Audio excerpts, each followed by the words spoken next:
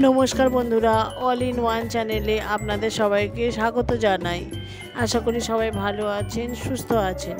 আমি আজকে ভিন্ন ধর্মী একটা রেসিপি নিয়ে হাজির হয়েছি।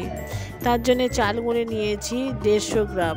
ছোট এই মেজারমেন্ট কাপের, এটা 50-এর কাপ, এটা 50 ml, সেটা 3বার নিয়েছি। টক দই নিয়েছি আমি 50 গ্রাম। নুন নিয়েছি 1 চা চামচের মতো।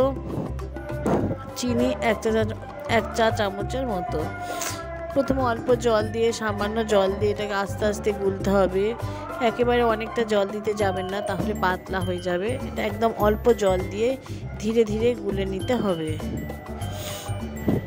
দেখুন, অল্প অল্প করে জল দিয়ে আমি গুলে নিচ্ছি। এটাকে এবার পুরো ভালো করে গোলা হয়ে গেলে 1 ঘন্টার জন্য ঢাকা দিয়ে রেখে দেব। এবার এর মধ্যে কিছু সবজি আমি দেবো। যা সবজি থাকবে হাতের কাছে তাই দিয়ে দেবেন।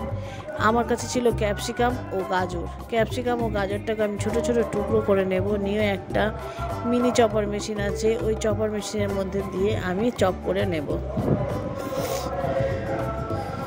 দেখুন, আমি ছোট ছোট করে নিয়েছি, নিয়ে আর মিনি চপার মেশিনের মধ্যে দিয়ে দিচ্ছি। মিনি চপার মেশিনের মধ্যে দিয়ে আমি এগুলোকে সব একেবারে চপ করে নেব। গাজরটাকেও একটু ছোট ছোট টুকরো করে কেটে নিচ্ছি, তাহলে চপ করতে সুবিধা হবে। দেখুন, দিয়ে দিয়েছি।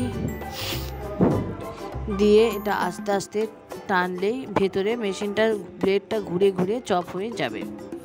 এবারে 1 ঘন্টা হয়ে গেছে। আমরা এবারে যে একটা গোলা বানিয়েছিলাম ওটা খুলবো। ওটা একটু আরও জলটা সব টেনে নিয়েছে। এর মধ্যে সবজির কুচিগুলো দিয়ে দেবো। গাজর আর ক্যাপসিকাম আছে, চাইলে আপনারা বিনস, পেঁয়াজ দিতে পারেন। আমি আজকে পেঁয়াজটা ব্যবহার করিনি। এটা দিয়ে গোলাটা অনেকটাই মোটা হয়ে গেছিলো, ওই জন্য আরও অল্প একটু জল আমি এর মধ্যে দিয়ে দিচ্ছি। আপনারা চাইলে এটা সুজি দিয়েও করতে পারেন, তবে আমি আজকে চালের গুঁড়ি দিয়ে করেছি।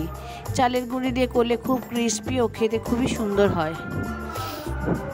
দেখুন কি দারুণ হয়েছে, গোলা হয়ে গেছে। এবার এর মধ্যে অল্প পরিমাণ হলুদ গুঁড়ো, এটা শুধুমাত্র রং হওয়ার জন্য দিচ্ছি। আর কাশ্মীরি মির্চির গুঁড়ো দিচ্ছি আমি খুব সামান্য। আর গোলমরিচ দিচ্ছি টেস্ট ও একটু ঝাল হওয়ার জন্য। আমি বাচ্চা যেহেতু খাবে সেহেতু কাঁচা লঙ্কা দিইনি। আপনারা চাইলে অবশ্যই কাঁচা লঙ্কা এর মধ্যে দিতে পারেন। দিয়ে খুব ভালোভাবে এটা মিশিয়ে নেব।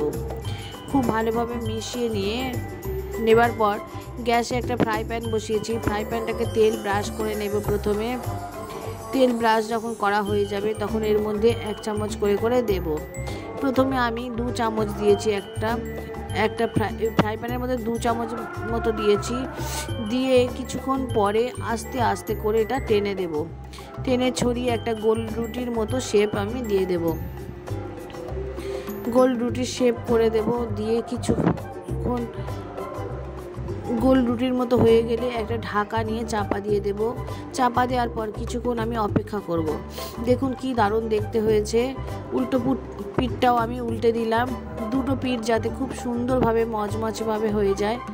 দেখুন এই দিকটাও হয়েছে, খুব সুন্দর মচমচে হয়ে গেছে। এটা খেতে খুবই সুন্দর হয়। বাচ্চাদের টিফিন বক্সে যদি আপনি ভরে দিতে পারেন ভীষণই সুন্দর হবে, আর বাচ্চারা খুবই পছন্দ করে খাবে। আরও একটা আমি তেলটা প্রথমে ব্রাশ করে নিচ্ছি। ফ্রাই প্যানটাকে ব্রাশ করে নিয়ে ওই গোলাটা দিয়ে দেব। দিয়ে একটু চাপা দিয়ে দেব। দিয়ে 1 পিঠ হয়ে গেলে উল্টে রাখবো। ঢাকাটা চাপা দিয়ে 5 থেকে 6 মিনিট ওয়েট করবেন। আর এটা একদম লো স্টিমে করবেন। 2 পিঠই সুন্দর মচমচে করে ভেজে নেবেন। আরও একটা দিয়ে উপর থেকে আমি কিছুটা ধনেপাতা ছড়িয়ে দিচ্ছি। ধনেপাতাটা দিলে খেতে অসম্ভব সুন্দর হয়, আর দেখতেও ভীষণ সুন্দর হয়। দেখুন সমস্তগুলো হয়ে গেছে, আমি তুলে নিয়েছি। আমি সসের সঙ্গে পরিবেশন করেছি। এটা সসের সঙ্গে খেতেই ভীষণ ভালো লাগে। টমেটো সসের সঙ্গে আমি দিয়েছি, চাইলে আপনি চিলি সসও ব্যবহার করতে পারেন। ভিডিওটা ভালো লাগলে অবশ্যই একটা লাইক করে দেবেন।